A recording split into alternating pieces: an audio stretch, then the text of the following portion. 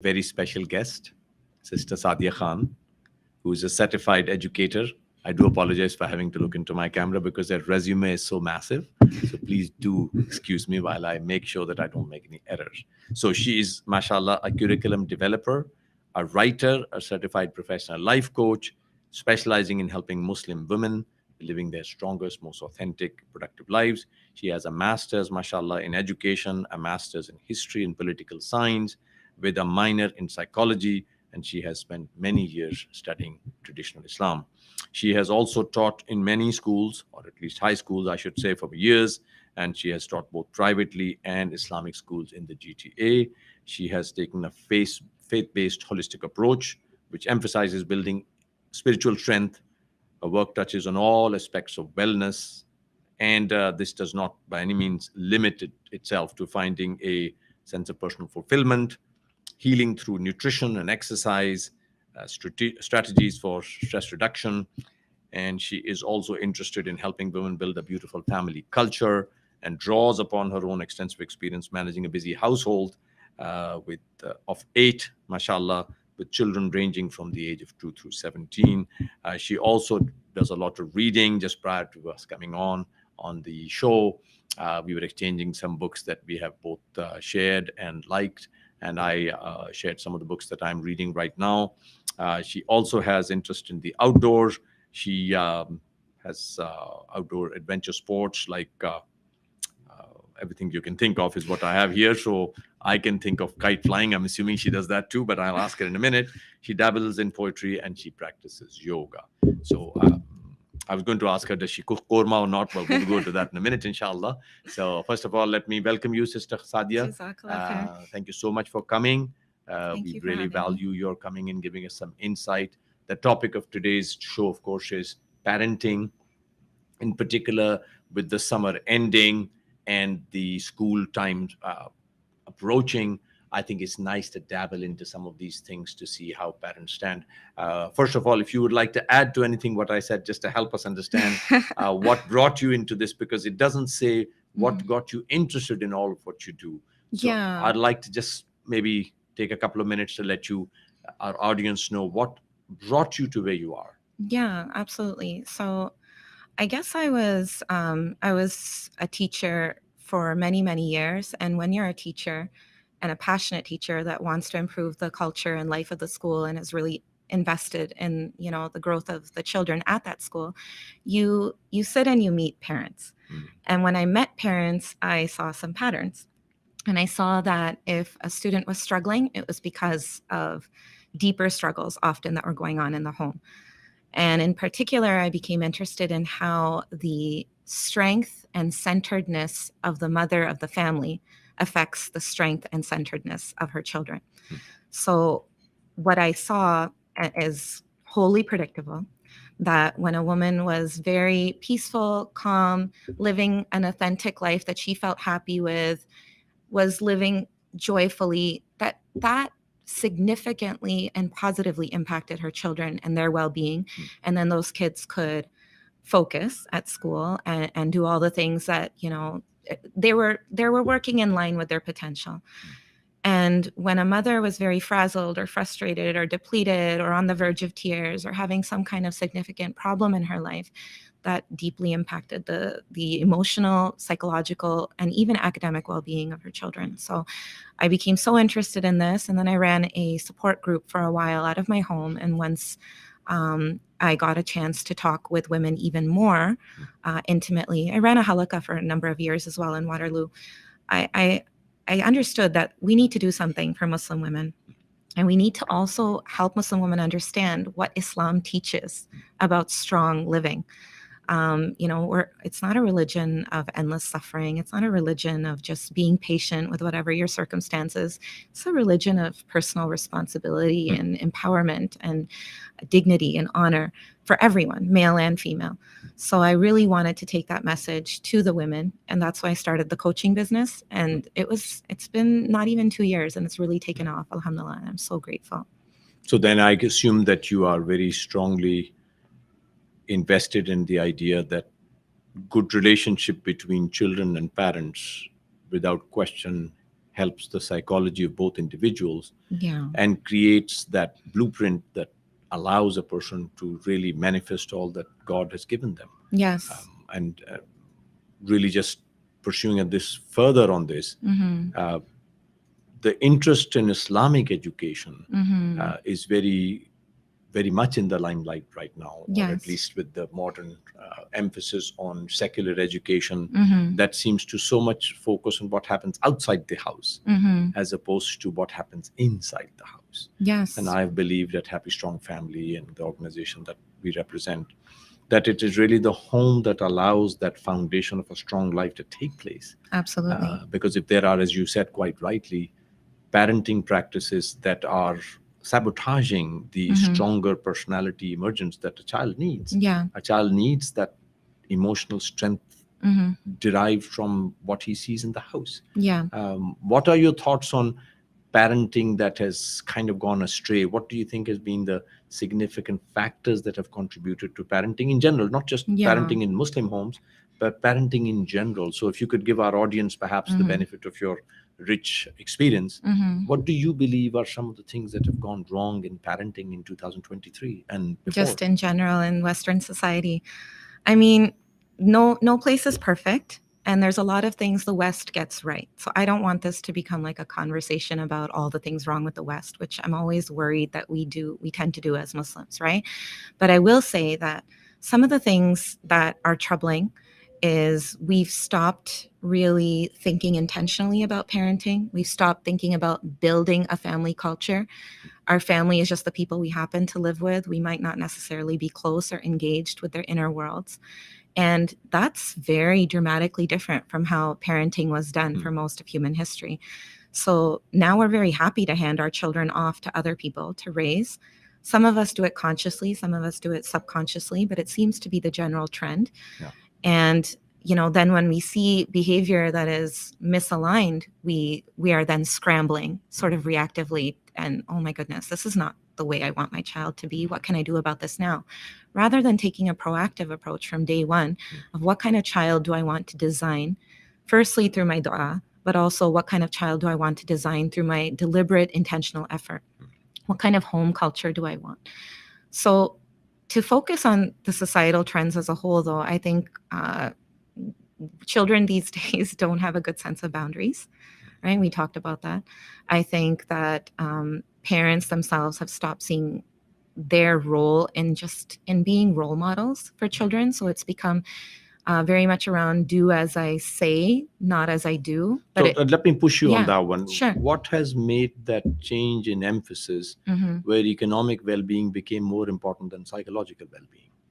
Yeah, I What mean, changed that? capitalism in one word. I think whether we want to be swept into capitalist thinking or not, we are swept into capitalist Do you think we are thinking. breathing a lot of air that has been pumped in by the West and even the Islamic environments? 100%. How can we not? You are necessarily a product of the environment you Yeah. grow up in or that you spend a lot of time in. But for children especially, what I want to say is that we cannot control the sunlight, but we can control the soil conditions and the watering that we do at home. Yeah. Right? So the sunlight might be that external environment of where we've planted our children, but definitely there's so much control we have at home. And I often hear parents tell me, well, what can I do? There's plenty you can do. So part of my job is empowering parents to Yeah. help them understand what it is that they can actually do Yeah. to raise strong, successful, well integrated, and also well adjusted children. Yeah. I found Sayyidina Ali bin Abi Talib, the Prophet's cousin Yeah. and his son-in-law, as having said something very powerful Mm. to say that childhood is divided, or rather young adulthood and Yes. childhood is divided into these three phases. Yes. But the first 7 years are only for playing. Mm-hmm. Playing is at that time education for the child. The child has to learn that there are limits to what he can and cannot do, and that there are consequences of what he does. Mm-hmm. The second 7 years, Ali bin Abi Talib, is the educational part. Yeah.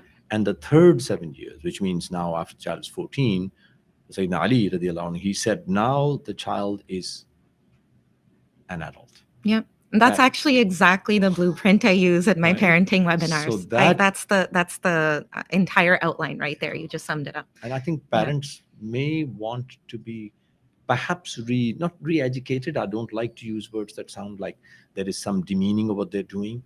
But I think you quite rightly said the educational aspect of learning should be brought back into the house. Yes. I think this outsourcing idea has done immense damage to our I agree. families, to our environments, where somehow there are people that feel that I don't have the time to teach my child, but then that same father, when he has bad moods or when he has an unstable personality because of the amount of perhaps financial responsibilities which he has, then this starts to demonstrate in front of children Yeah. as a father who is educated but really not qualified. Yes. And I find that very sad, Yes. that a child is seeing behavior as the way to say a father perhaps who even might be religious, but this religiosity does not translate into akhlaq, into good manners. Yes. Well, And that's the so key, isn't it? I'd like you to just perhaps emphasize for us, how do we bring our children's behavior according to what we do and not what we say? What do we actually do? Is there a Yeah. plan of action that you do in your, mashallah, intense amount of training that you do in homes, etc.? So like when I ask women in particular, what do you want? How do you want your children to be? They tell me I want my children to be respectful, kind, courteous, to show good adab. And then I ask them, well, what have you done for your own character development? And usually that's met with silence, right? I want my child to be pious and spiritually grounded. I want a child who prays 5 times a day. Then the next question becomes, are you praying 5 times a day? Do they see you doing that? Are you inviting them to pray with you? They'll tell me things like, I want my child to be a good listener. And I'll ask them, well, have you modeled that? Are you a good listener? Usually by this point in the conversation, the average woman's in tears because she recognizes that these are things she needs to work on. There's no harm in admitting that there's things we need to work on. In fact, I think adults need to continuously be in a state of self-reflection, holding ourselves accountable, and constant growth. And when our children see that, that is the blueprint. They don't need to see us being perfect. What they need to see is us continuously trying to improve. And that includes, if you want your children, for example, to be physically healthy, are you offering good, nutritious foods in the home? But then are you also eating good, nutritious foods? If you want your child to go to sleep earlier, are you sleeping at a reasonable time? Or are you up late on scrolling your phone? They're going to do what they see you doing, right? Or are you making time for exercise, right? So these are things that are fixable, that are doable. All you need really is commitment and to make them a priority. People start off telling me all the time, I don't have time, right? So then we do an inventory of their time. What are you spending your time on? Let's figure it out. Once we do that, they usually want to change. So, and I'm including myself in this all the time. By the way, I'm not saying I'm exempt from any of this. We're human, we err, we slip, and then we gently come back. I love what you said earlier about that saying of Ali radiallahu anh, because that's been like a blueprint for me. I think about that a lot. I think it's consistent with what we know about educational development and psychological development in children. So the first 7 years, I emphasize to moms all the time, not just play, but nurturing, love, building an environment of trust, letting them know what the boundaries are in our home. What are the expectations? You're not just a passive observer here. You're part of this family. You are here, and we want you to be part of everything we're doing, right? Not just putting them on a tablet and sitting them in the corner, but making them a part of everything you're doing, whether you're traveling, whether you're cooking. Yes, it takes longer. Yes, it's messier, but it's worth it. Don't you think there is some, I'm sorry to cut you off. No problem. Don't you think there is some expectation of communities that results are guaranteed because we have a narrative? Meaning, my child has heard the stories, for example. Right. My child has seen me pray, but my child has not seen me apologize. Yes. My child has not seen me hug my wife Yes. and tell her she's the most beautiful woman in the world. Yes. Well, that one's very rare. Still remember, as I shared with you earlier, that my wife is of European background. So I remembered again and again how endearing words for our wives are missing from our culture. Yes. And the Prophet ﷺ, who is our role model, had a name that endeared him to Aisha radiallahu anha. He used to call her Ash and he used to call her Ya Humaira. Yeah. So it just amazes me sometimes, Sister Saadia, where are we learning our role modeling from? Yeah. What indeed are our role models? Yeah. We hear the Prophet ﷺ speaking to the Sahaba and describing how he emphasized the importance of not doing bad deeds so that we don't have what's called a bottomless bucket in which putting our good deeds means. This is this very famous hadith, I'm sure you've heard it, that the Prophet ﷺ asked the Sahaba who is bankrupt. And when they mentioned that the one that doesn't have money is the one, then he said, Sallallahu Alaihi Wasallam, actually, that is not the one. He said, this is the one that backbit, this is the one that took away others people's rights. Yes. So that on the day of judgment, he found himself deprived of what, in fact, he had gathered as ritual worship deeds. Yeah. They didn't come in for it, but they did. They were there, but they were taken away by others. Well, speaking to that, I think we've lost the concept of barakah, right? We don't invite barakah into our lives. We don't invite barakah into our homes. We're not consciously. Could you elaborate on barakah? Because some of our audience may not be familiar with that Arabic term. Barakah is the flow of energy. I mean, I don't want to get too philosophical here, but the flow of energy and blessings in your time and in your wealth that's coming from Allah, the one and only source of any blessing in the world. And you feel it if you participate in some of the things that the Prophet has recommended, sallallahu alaihi wasallam. So, like, for example, there's a recommendation to read the Quran every day, and particularly at Fajr time. And if you start doing that as a regular practice, you will feel a difference in your life. You will feel time opening up. You will feel your ability to do things opening up. These are the things we don't want to talk about. We want to stick to, Western or secular psychology and educational approaches, but we should be fusing the two because we have a rich literature and tradition. And unfortunately, many of us are actually not aware of it, right? So another example would be the Prophet ﷺ said to make use of the early mornings. And it really shocked me, brother, believe me, traveling through Muslim lands and seeing how people are sleeping in the morning. There's a culture of staying up late, and things don't really start up until noon in a lot of places, not all, obviously. And when did we decide to do that? Why? When the Prophet ﷺ had an opposite recommendation. So these are things that when you start implementing them in your life, you really do feel a difference, and your children will too. If you feel a difference, your children will benefit, no doubt about it. But we used to have a saying again. I'm sorry, I'm interrupting, but I want more conversation on this because it's a very rich point. That the Prophet ﷺ also said, you will be with the ones you love. And our children, I think, have perhaps not realized that our love should not be for devices. I remember Sheikh Sulaiman Mullah, who visits from South Africa, saying, people were made to be loved and things were made to be used. And when you reverse the order, you see now what you see. That people have forgotten that human beings deserve attention, time, care, energy. If we are giving our jobs more emphasis than our relationship with our close ones, the ones that live in the same house, I personally find I don't know how you're going to undo that without having to first say, my prioritization is maybe all messed up. Maybe I've not realized. That's what so many people don't want. This is Sadqa Jariya for me. So please tell us a little bit more on how we get good friends to help us some of the things that may not be possible on your own. Because let's face it, if we gather a bunch of people that backbite, that don't care about how time is being spent, that, as you quite rightly mentioned, are eating unhealthy foods, what in fact do we tell our children indirectly? This is how you spend free time. Books are rare. For example, I think you were mentioning this earlier. Books have kind of almost been divorced from our homes. Huge 60 and 80-inch screens have replaced them. Tell us a bit more. How do we get good friends, or how do we get people that help us and become they're kind of almost like support structures to say, okay, if you're going to fall, I'm going to support you. You're not getting up for Fajr, I'm going to call you. You're feeling lazy, I'm going to.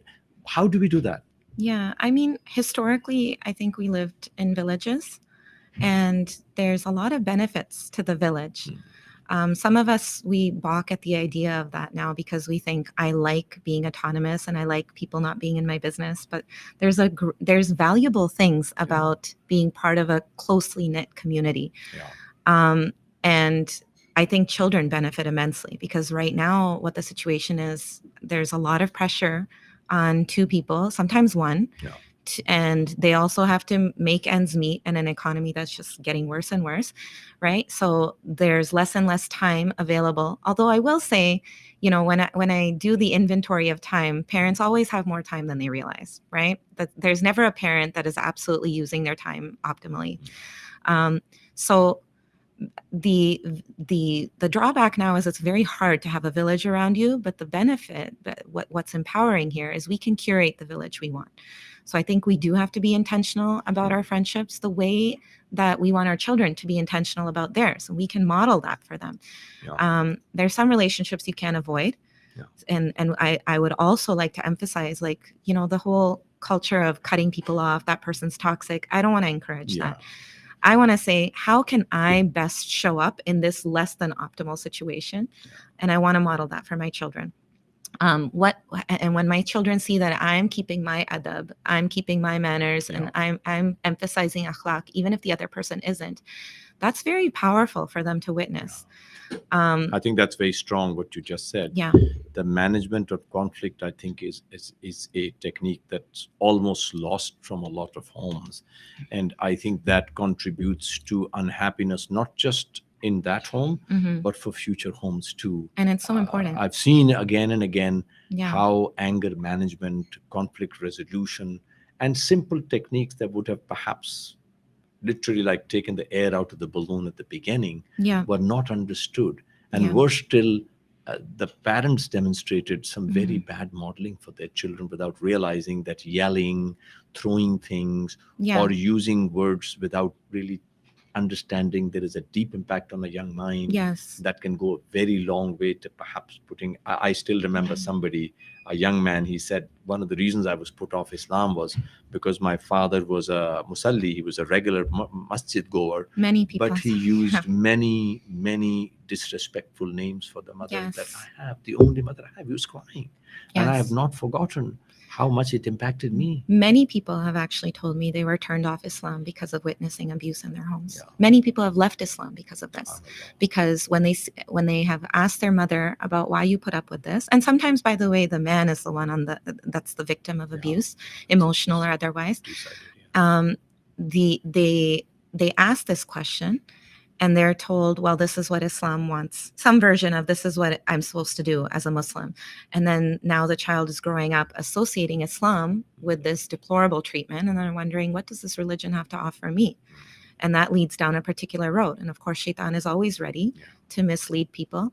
But many people who have left Islam or are just on the brink of leaving Islam, when I talk to them, and I get many opportunities to, they tell me, I witnessed a lot of abuse growing up, and this was done in the name of Islam, or it was justified in the name of Islam, and I just don't feel like this is a religion that offers what I'm looking for in the world. And then I often use the terminology of Mercedes being crashed by a bad driver. And I try and bring in the idea that before we make assumptions on the basis of limited knowledge, we ought to allow ourselves. This is where I think me and you were discussing off air before we came on, trend versus logic, meaning requiring thinking and not giving up because I saw a bad example. There are bad doctors. Right. There are bad several other professions. Right. But if I was to have an appendicitis, a surgical emergency, I would not go to Tim Horton. I would still go to a doctor. Yeah. And so I hear bring that. this into the I conversation. hear that, but it's very difficult It to is. undo childhood conditioning It is. and trauma. It's an uphill battle. It And is. those early associations we make are you have to be very conscious Yeah. and very intentional, and not everybody wants to do that. Or can do that, because part of what happens with trauma is you don't develop emotionally after the point of that. There's like a rupture. But I wanted to address something you brought up earlier, which I thought was great, on the point of akhlaq and adab and these things that are at the core of our religion, but still so underemphasized. I think, I think it's Imam Shafi who was noted for his brilliance. He was a genius, and people recognized that in him at a young age. But he was not allowed to join the academic classes until he had observed and learned adab. And they said he's just going to sit and listen, and we're going to observe him to see that he reaches a certain point of adab and akhlaq and character. And once that character is developed, then we're going to allow him. Yeah. And by the way, he didn't last long in the academic classes. Immediately after joining, he learned so quickly that he was teaching by the age of 14. Mashallah. I mean, imagine he's teaching grown men at the age of 14. That's how brilliant he was. So he picked it all up very quickly. But that initial training was not in anything academic, anything fiqh related. It was, in the most basic thing is this person ready to receive? And at the core of that, I think, is self-regulation skills, which in my opinion are the most important thing that we can give our children. And to go full circle, of course, our kids will not be self-regulated if we ourselves are not practicing good self-regulation. I also want to put hope into the conversation by saying, look, not everybody will have that ideal lifestyle. Yep. Unfortunately, many of us would have come to things, as you said, after an accident. Yep. And I often say in my own little circle that sadly, many of us start thinking when there's some kind of interruption in our life, when there is an accident, when there is a job loss, when there is a death that's unexpected, suddenly the realities of what potentially is going to happen all starts coming back home.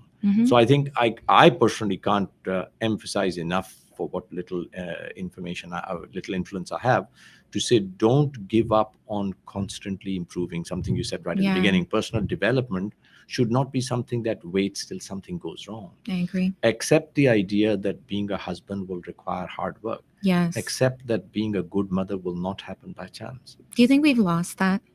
I think we've lost the confidence in that. I think we have, but we don't think it's usable. We have it in our back pockets. Right. We actually have the knowledge of what needs to be done. But for many of us, I think we have become influenced too much by not reading, by not having enough conversations about this topic, by not recognizing we have a rich heritage. Like you said, Imam Shafi rahmatullah alayhi, Imam Malik rahmatullah alayhi. Imam Malik wanted to become a singer. Wow. I actually read his life I story. didn't know that. And his mum actually said, "You're not good looking enough to do this." Subhanallah, I did not know that. So my point is, mothers have immense amounts of influence on their children. Of course. And I think many of our mothers, for whatever reasons, have kind of thought to themselves, I am from a third world background. My children have been brought up here. I have nothing to contribute.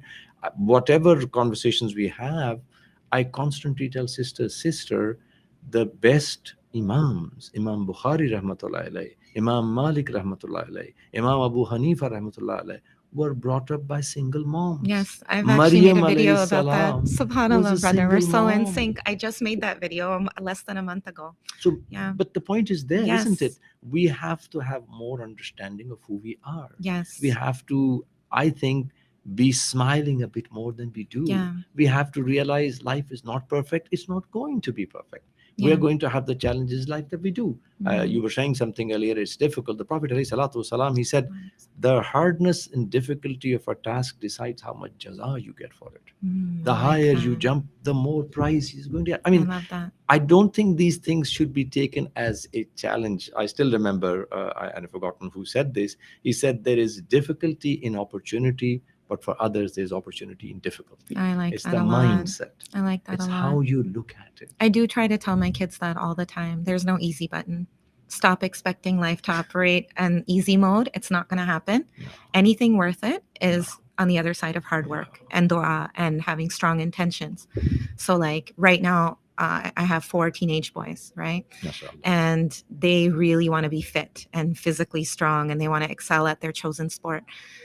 There's no magic formula. There's nothing they can just drink and one day they're going to be buff, right? They have to put in the hours. They have to put in the consistent effort. Yeah. And then when you do put in the consistent effort, it's like a badge of honor. You get to walk around and you're muscular and you have stamina and you're strong and you're excelling. That can be applied to any area of life, Of course. right? The Prophet ﷺ said to his Sahaba, who is the strong one? And the Sahaba said, Ya Rasulullah, the one that is able to put the other one down. Yeah. Prophet ﷺ, in one statement, annulled it all. Yeah. He said the best one is the one who controls his anger. Yeah. And Self-regulation. so there, Yeah. I think for our children and for ourselves, Mhm. we need to understand that life is not just about being zahiri good, Yes. externally good. And the Prophet ﷺ, again, his dua, Allahumma anta hassanta khalqi. Oh Allah, you made my external beautiful.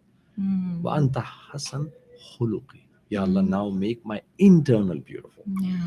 And that Mhm. requires, like he said, work. This A is lot not of work. some gym you can go into. No. This is something that's going to require, if you like, a lifetime of effort. And then Yes. we all make mistakes. Right. And but the Prophet ﷺ, again, he said, Kullu bani Adam khata, every human being will make mistakes. Yes. But he said the best ones are ones who make tawbah. Allah loves the Exactly. ones who come I back. love that. So I Absolutely. think we just need to emphasize this to those who have for some reason kind of lost hope and said, no, Mhm. no, my family is not going to fit in what Sister Sadia is describing. I think we're too Mm. far gone. I think this ploy of shaitan must be caught at its beginning. Oh, And absolutely. having, I think, useful conversations in the house. And the other one, which I personally love myself, is don't be shy to accept that you've made mistakes. Oh, yeah.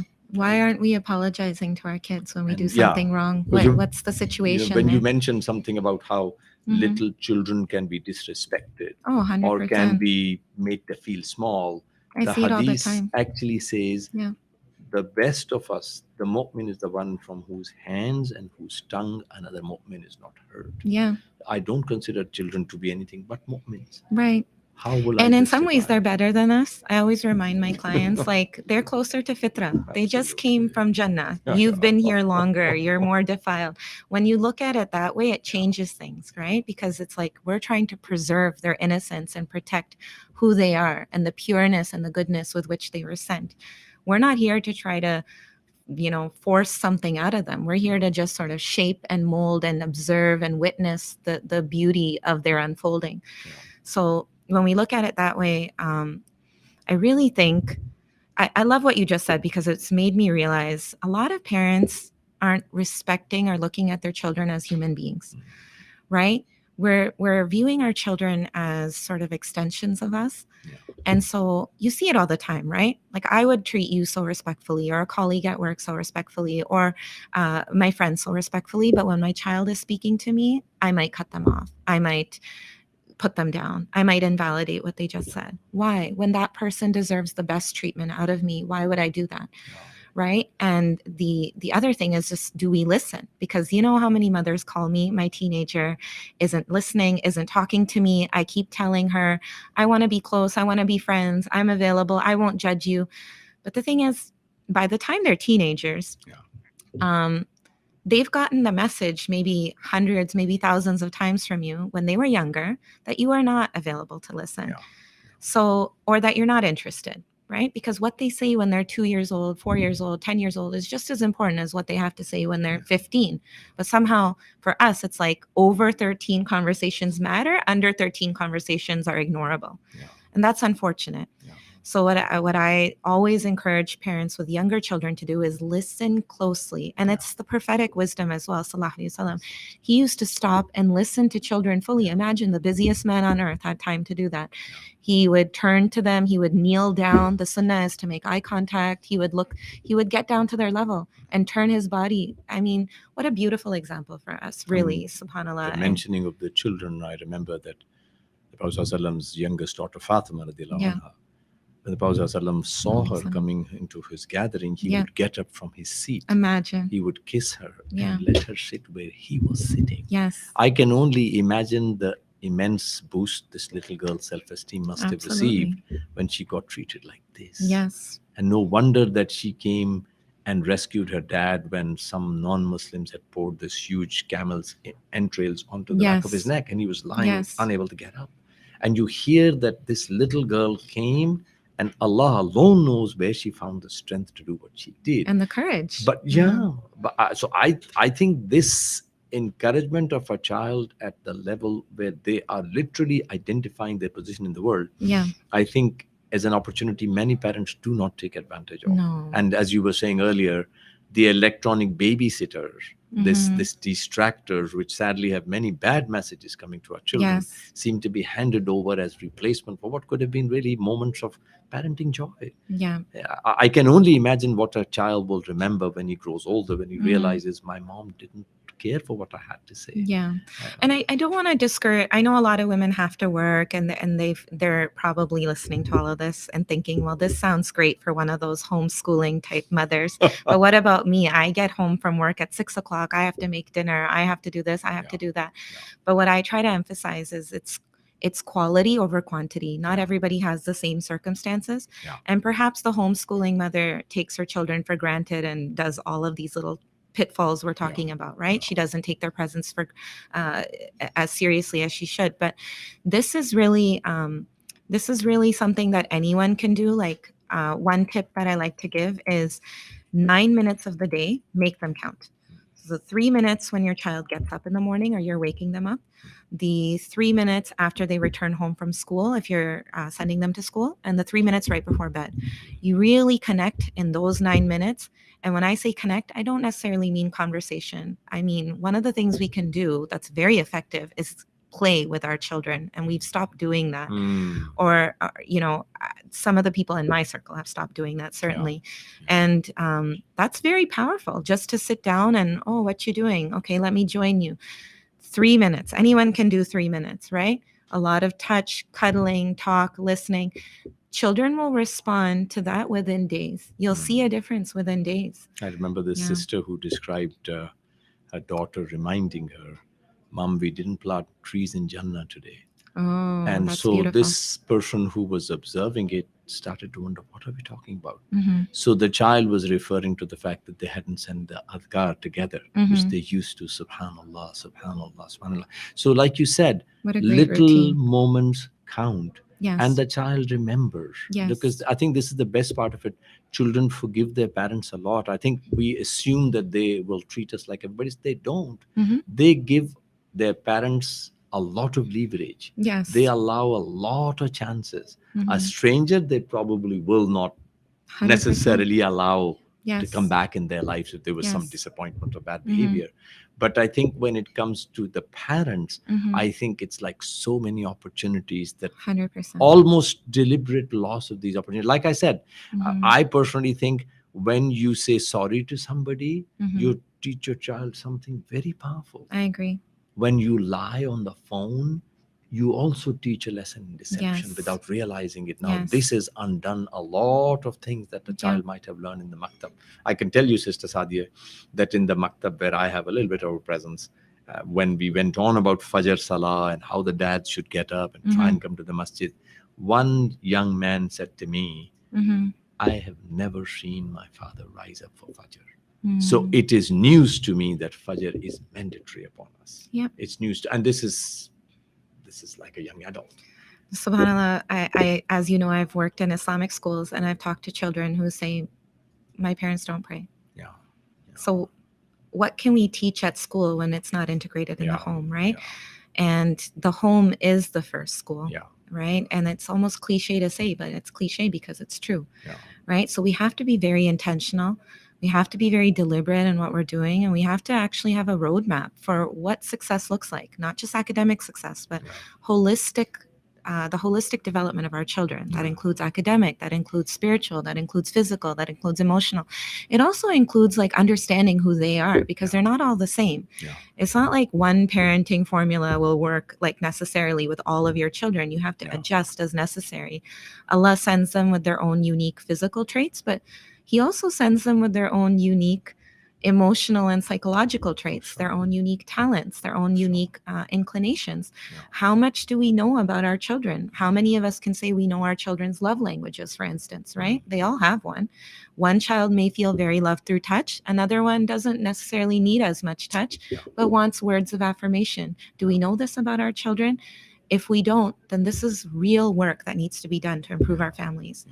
I think that the part, Sister Saadia, which you briefly alluded to, is the part, or I think we talked about it before we came on air, is the part where parents get very mixed, maybe they don't give mixed messages, but I think the Western culture has introduced this idea of praising the child. And this praising the child is very different from encouraging the child. It's Yeah. very different from appreciating what they did. Yeah. Meaning the emphasis is not so much upon the results, but the Yeah. emphasis is on the effort. Yes. Would you elaborate a little bit? Because I think a Yeah, lot of I love parents are that. confused about why emphasis should not be just on the result, but the emphasis should really be Yeah.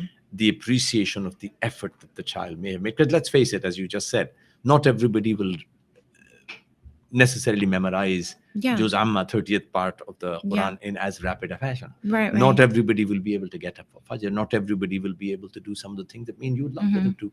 But how can we introduce this idea that effort is just as important? Yeah, I mean, we should only ever praise effort, I think, because when you're praising the result, your child gets obsessed with achievement. And the minute that they don't achieve something or it's not that easy to accomplish, they will fall apart. And I see it all the time because I'm still teaching high school students, and I'm often in touch with young adults, boys and girls in their 20s, early 20s, and there's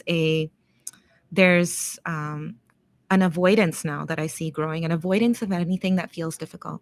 Anything that I'm not going to be able to master immediately or understand quickly, I'm going to avoid it. So I think it comes from us celebrating mediocre accomplishments, or sort of over celebrating at a young age. It's okay to tell your child you're not good at this, but you know what you are good at? Let's focus on that. And I think it's also okay to say, you tried your best, you failed. By the way, failure is okay. We should embrace failure. You learn a lot through failure. And now let's focus on what you can do to improve, or let's focus our efforts elsewhere. Let's change gears. And we've become very uncomfortable with letting children fail. I personally like the idea of introducing the prophets' lives. Yes. To say, do you think I Nuh love alayhi that. salam was a failure? Because he didn't get a lot of followers after I love 950 that. years, did he? Absolutely. Ibrahim alayhi salam couldn't convince his own dad. Yeah. There was people like Lut alayhi salam, whose wife totally were like treasonous in their own home. Yeah. So why then do our children see this? I personally think, again, this is a lot to do with the narrative that we live with. There is a whole amount of emphasis on what ought to be done to get things by hook and by crook. And the whole process of getting it is kind of undervalued. Yes. And really, I believe that it's that effort to get where you want to go, where you may or may not get to. We should enjoy the journey for itself, right? Not be folks like obsessed with the destination. But like, I love what you said, because that can apply to parents as well, right? Some of the prophets were not able to guide their own children. Are they bad parents? Of course not. They are the best examples that have ever lived in human history. So what Allah subhanahu wa ta'ala appreciates about them is their effort, their intention, their consistency, not necessarily the result. So we also should detach ourselves from the result, as difficult as that is to say, right? Easier said than done. Ultimately, if you can stand in front of Allah and say, I tried my best, here's what I did, and here's what I was consistent with, and here's what my intention was, and here's the dua I made every day, I don't think ultimately you can control the outcome. And that's another perhaps discussion for another day. But it's a useful point, because I found children who were not said no to, who were always helicopter parented, meaning there was always somebody there for them. They proved to be semi-disasters when they get married. And they then become very fragile. And almost very easily broken. And this is another thing I find is emotional instability results from not having had, if you like, checks and balances in your life, which means you were always given what you wanted. Somebody was always there to do it for you. But real life is not like that. No, absolutely. There needs to be boundaries in schools, in our homes. Adults need to reclaim our authority over children and not just say yes to everything and worry about their feelings. Like I know many people are uncomfortable, for example, with a toddler crying or with a 3 or 4 or 5-year-old crying. But I say better for them to cry for 2 minutes. And if you can just self-regulate through that, stick to it, and they will learn that this is not acceptable. And 2 or 3 times later, they will not attempt to do it again. If you can just stick with, see, it's not the child's discomfort, it's the parents. right? So these are things that we need to work on that I think our ancestors in some ways had a better grasp of, perhaps because they were more connected and more reliant on Allah subhanahu wa ta'ala. So we need to reclaim that I think lost in heritage. these last few minutes, I think Yeah. the emphasis on Allah being the ultimate controller of things. Yes. Again, I was reading a very popular speaker saying that in her childhood, Allah was a big part of the conversation, Alhamdulillah. which means things were not started till Bismillah was said Mhm. audibly by the father or the mother, Yes. which means sitting at the dinner table, for example. Or when something did happen that people didn't like, they had a dua for it.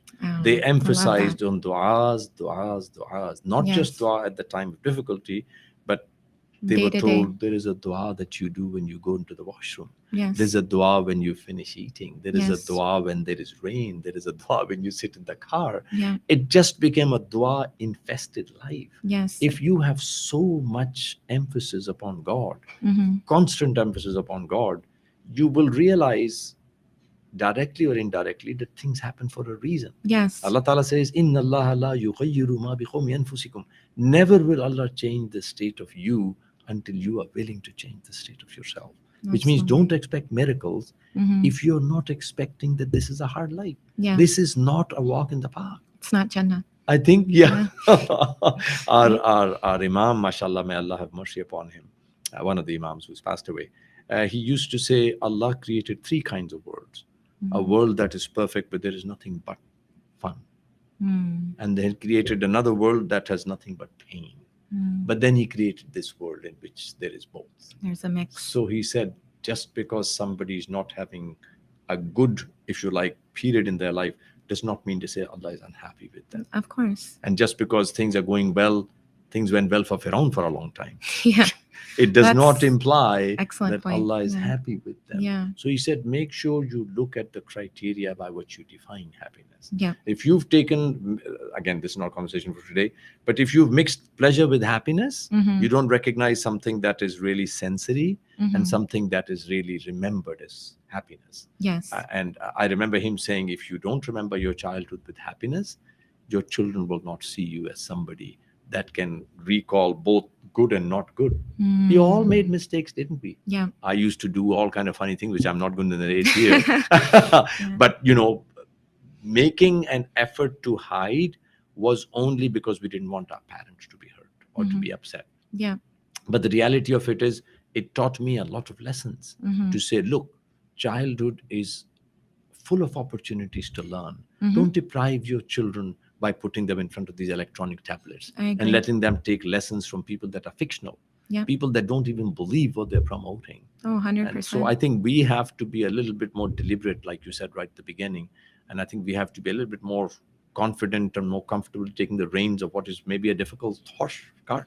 Yeah, and first, before we can take control of the situation, is to define what our principles are. Yeah. To really sit down and be like, what are my values? Yeah. What do I want prioritized in this home? What do I want not allowed in this home? What kind of parent do I want to be remembered as?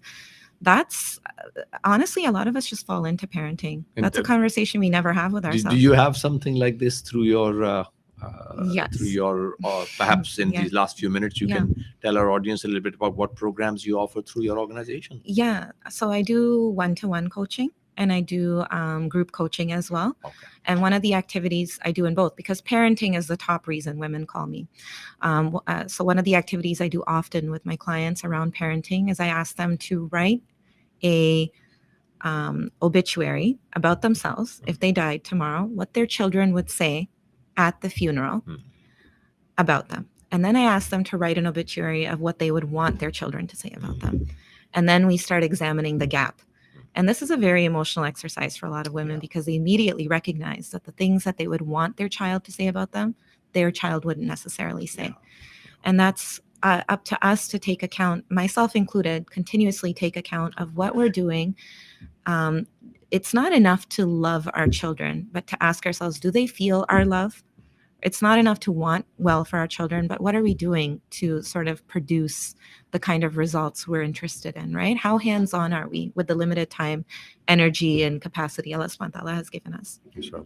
I remember somebody saying love is natural, trust requires work. Yes. Well, trust is a whole other topic, right? Because a lot of our children don't don't feel trusted, nor do they trust us. Perhaps in another podcast we can address Absolutely. that Yes, issue. I thank you inshallah. so much, Sister No, Saadia, jazakallah for khair. I coming and really spending appreciate it. time Yeah. and giving us very valuable insight into what is really a very, very, I think, relevant topic to the present times. Absolutely. I think more of these conversations need to take place. Inshallah. I once again thank you. I thank the audience for watching. Inshallah, we'll be back with another podcast. Inshallah, I hope with Sister Saadia in the future. Until that time, my name is Zaihan Rashid, and I thank you all very much. Jazakallah khair.